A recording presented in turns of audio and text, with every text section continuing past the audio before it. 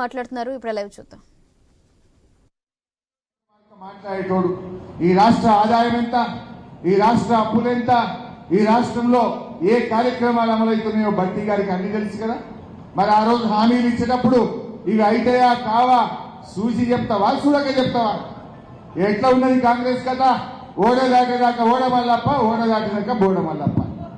వెనకటికి కూడా అన్నాడట 100 అబద్ధాలు ఆడి ఒక పెళ్లి చేయమన్నాడట. ఈ కాంగ్రెస్ వాళ్ళ కథ 100 అబద్ధాలు ఆడి గెలిస్తే చాలు, కుర్చీలో కూర్చుంటే చాలు అన్నట్టు చేసింది మీరు. కానీ బిడ్డ ఒక్కసారి మోసం చేయగలుగుతావు రేవంత్ రెడ్డి, ప్రజల్ని ఎప్పుడు మోసం చేయలేవు.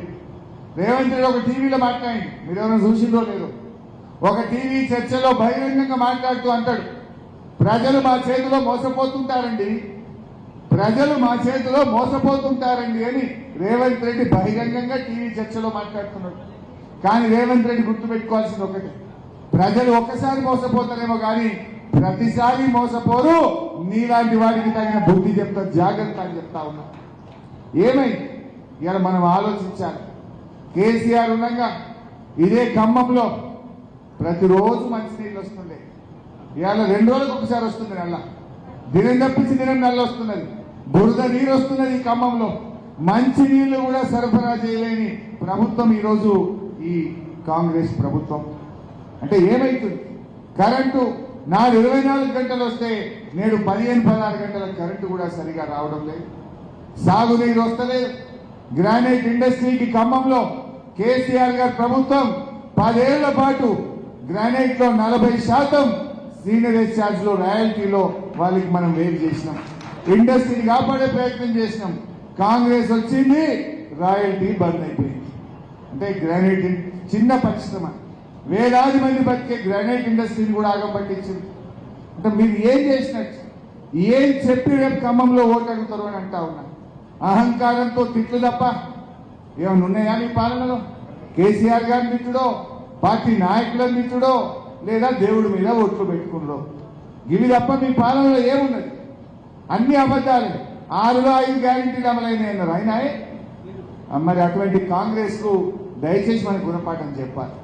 నేను మీ అందరినీ కోరేది ఒక్కటే, ఇక్కడ ఉన్నది మండలానికి 3-4 ముఖ్యులు వచ్చారు, మీరే కథానాయకులు, మీరే రేపు మండలాలను నడిపించి నామా నాగేశ్వరరావు గారిని గెలిపించే సత్తా ఉన్న నాయకత్వం ఇక్కడ ఉన్నది. నేను ఒక్క విషయం మీకు చెప్పాలనుకుంటున్నాను, ప్రజలు కేసీఆర్ వైపు చూస్తున్నారు, ప్రజలు మీ వైపు చూస్తున్నారు. మీరు ప్రజల దగ్గరికి పోవడమే ఆలస్యం. నాయకులు మీరు ప్రజల దగ్గరికి పోండి, ప్రజలకు కాంగ్రెస్ మోసాలని చెప్పండి, మీరు వివరించండి. తప్పకుండా ప్రజలు మనం గెలిపించడానికి సిద్ధంగా ఉన్నారు. కాంగ్రెస్ మీద అయిపోయింది, భ్రమలు పోయినాయి. ఇవాళ 6 గ్యారెంటీలు, ఆ 6 గ్యారెంటీలే ఈ పార్లమెంట్ ఎన్నికల్లో గ్యారెంటీగా కాంగ్రెస్ పార్టీని చిత్తుగా ఓడిస్తాయి. ఇవాళ ఆ గ్యారెంటీలు అమలు కావాలంటే నామా నాగేశ్వరరావు గారు గెలవాలి. ఇప్పుడు ఏమంటారు రేవంత్ రెడ్డి కానీ మీ జిల్లా మంత్రులు ఏమంటారు, మేము 2 లక్షల రుణమాఫీ చేస్తామని మోసం చేసినా, 4000 ఆసరా పెన్షన్ ఇస్తామని యాగం చేసినా, రైతు బంధు ఎగబెట్టినా, బోనస్ అని బోగస్ మాటలు చెప్పినా, ఆడపిల్లలకు స్కూటీలు ఎగరబెట్టినా, కళ్యాణ లక్ష్మికి తులం బంగారం ఇవ్వకపోయినా మమ్మల్నే గెలిపించిండ్రు, ఇంకా ఇచ్చేది లేదు పో అనరా? ఇంకా ఇచ్చేది అనరా? ఇంకా అహంకారం నెత్తి మీదకి ఎక్కదా? ఆ అహంకారాన్ని దించాలన్నా, ఈ గ్యారెంటీలు అమలు కావాలన్నా పార్లమెంట్ ఎన్నికల్లో కాంగ్రెస్ పార్టీకి సురుకు పెట్టాల్సిన అవసరం ఉంది, ఓడించాల్సిన అవసరం ఉంది. అప్పుడు మేము కొట్లాడతాం అసెంబ్లీలో. మీ కాంగ్రెస్ పార్టీ మెడలు వంచుతాం రేపు అసెంబ్లీలో. బిడ్డ నువ్వు రుణమాఫీ చేయలేదు కనుక, రైతు బంధు ఇవ్వలేదు కనుక, కళ్యాణ లక్ష్మికి తులం బంగారం ఎగబెట్టినవు కనుక నిన్ను ఖమ్మంలో ఓడగొట్టిండ్రు. ఇప్పటికైనా ఇస్తావా ఇయ్యవా అని బల్ల గుద్ది ప్రధాన ప్రతిపక్షంగా అసెంబ్లీలో పోరాడతాం.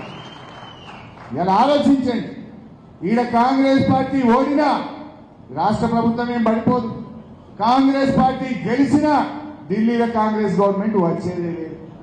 మరి అప్పుడు ఏంటి, మరి వీళ్ళ కళ్ళు తెరిపియాలి. అహంకారం మదం మత్తులో ఉన్న ఈ కాంగ్రెస్ కు గుణపాఠం చెప్తేనే మన 6 గ్యారెంటీలు అమలైతాయి. గాల్లో ఉన్న కాంగ్రెస్ నాయకులు భూమి మీదకి వస్తారు. గది జరగాలంటే నామా నాగేశ్వరరావు గారు గెలవాల్సిన అవసరం ఉంది. ప్రజలు ఆలోచిస్తున్నారు. ఇవాళ రైతు బంధు 4 ఎకరాల దాకా కూడా వాళ్ళే. మీ దగ్గర ఎస్టీలు కొండల మీద గుట్టల మీద సాగు చేసుకుంటారు. ఆయన అంటాడు కొండలు గుట్టలన్నీ ఎగబెట్టా అంటుండు. కొండల గుట్టలకు రైతు బంధు ఇయ్య అంటుండు. రేపు రైతు బంధు కటింగ్ పెట్టా అంటుండు. మరి ఆలోచించుకోవాలన్నా వద్దా?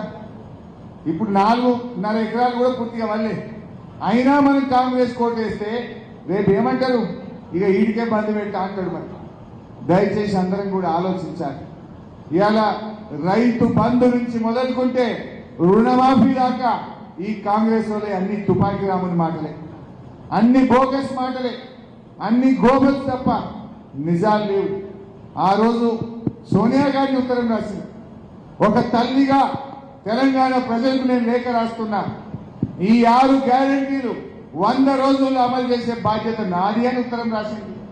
పేపర్లలో ఫుల్ పేజ్ యాడ్ ఇచ్చిండ్రు. మరి ఏమైంది? నీకు ఎలక్షన్ కోడ్ అడ్డం రాలే. 100 రోజులు నీకు పూర్తి సమయం దొరికింది. 102వ రోజు ఎలక్షన్ కోడ్ వచ్చింది తప్ప 100 రోజుల్లోపు కోడ్ రాలే. మరి ఏమైంది మీ హామీ? అంటే మీరు మోసం చేసింది. మీ మోసాలకు తగిన గుణపాఠం తప్పదు. అందువల్ల నేను మీతో కోరేది ఒక్కటే, ప్రజలు సిద్ధంగా ఉన్నారు, మీరు కదలండి. ఒకలో ఇద్దరు నాయకులు పైరవకారులో వాళ్ళ అవసరాల కోసం పార్టీలు మారచ్చు, కానీ కార్యకర్తలు మారరు. మీలాంటి నాయకత్వం ఖమ్మంలో బలంగా ఉన్నది. మీరెళ్ళండి, తప్పకుండా ప్రజలు మనను గెలిపించడానికి సిద్ధంగా ఉన్నారు. మీరు గడప గడపకు వెళ్ళండి, ప్రతి తలుపు దక్కండి, ప్రజలను చైతన్యపరచండి, కాంగ్రెస్ మోసాలను ఎండగట్టాలని చెప్పి నేను ఈ సందర్భంగా మీకు కోరుతా ఉన్నాను. ఖమ్మంలో ఒక సెంటిమెంట్ కూడా ఉన్నది. నామా నాగేశ్వరరావు గారు చరిత్ర తిరగరాసిండు. పోయినసారి ఎమ్మెల్యేలు గెలవలేకపోయినా ఖమ్మం ఎంపీ గెలిచినాం, ఆ గెలిపించిన ఘనత కూడా మీదే. ఇప్పుడు కూడా ఎమ్మెల్యేలు లేకపోవచ్చు, కానీ గెలిపించగలే సత్తా ఉన్న నాయకత్వం మీలో ఉన్నది. మీరు ఊరుకుంటే తప్పకుండా మనం గెలిపించగలుగుతాం. ఒకరిద్దరు లీడర్లు సహకరించకపోయినా, ఒకరిద్దరు మనస్ఫూర్తిగా పై స్థాయి వాళ్ళు పనిచేయకపోయినా, ఒకరిద్దరు నాయకులు పార్టీ మారినా మీరు ధైర్యంగా ఉండండి. మీకండగా పార్టీ ఉంటుంది, నాయకత్వం ఉంటుంది. నామా గారు ఇందాక మంచి మాట చెప్పారు. దీని తర్వాత నెలకో 2 నెలలకో లోకల్ బాడీ ఎన్నికలు వస్తాయి. లోకల్ బాడీ ఎన్నికల్లో కూడా పార్టీ అన్ని రకాలుగా మీకు సహాయ సహకారాలు అందిస్తుంది. మీ గెలుపు కోసం కూడా పార్టీ కృషి చేస్తుంది. ఇంకా 2-3 నెలల వరకు కాంగ్రెస్ ఇంకా డౌన్ అవుతుంది. ఊళ్ళకే రాని పరిస్థితి వస్తుంది.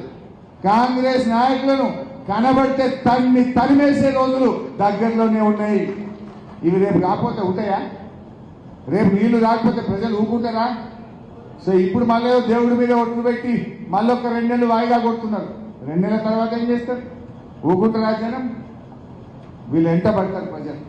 అందువల్ల మనం దయచేసి గట్టిగా ముందుకు పోదాం.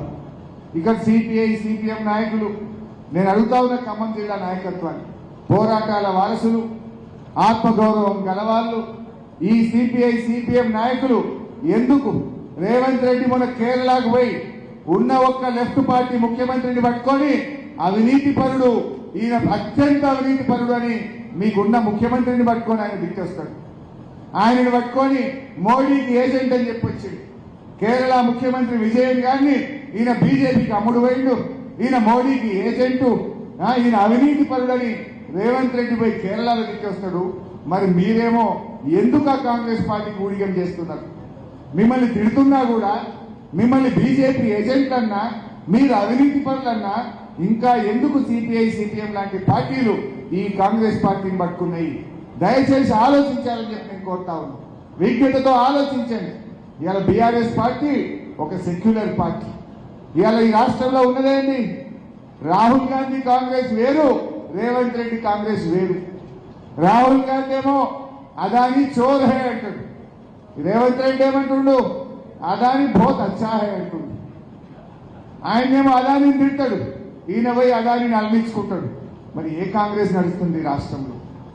ఇవాళ రాహుల్ గాంధీ గారు అనేక విషయాల్లో, లిక్కర్ కేసులో ఆయన ఢిల్లీలో ఇదంతా బోగస్ అని చెప్పి రాహుల్ గాంధీ మాట్లాడతాడు. రాష్ట్ర గల్లో రేవంత్ రెడ్డి కాంగ్రెస్ ఏమో లిక్కర్ కేసు పెద్ద కుంభకోణం జరిగిందని మాట్లాడతారు.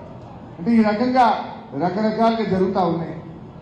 ఈ రేవంత్ రెడ్డి గారు అదాని మన రాహుల్ గాంధీ గారినేమో భాయి అంటాడు, మోడీ గారినేమో బడే భాయి అంటాడు. బడే భాయి ఆగే भी तुम्हारा ఆశీర్వాద్ चाहिए అంటాడు. అంటే నువ్వేం చెప్పదలుచుకున్నావు? ఆగే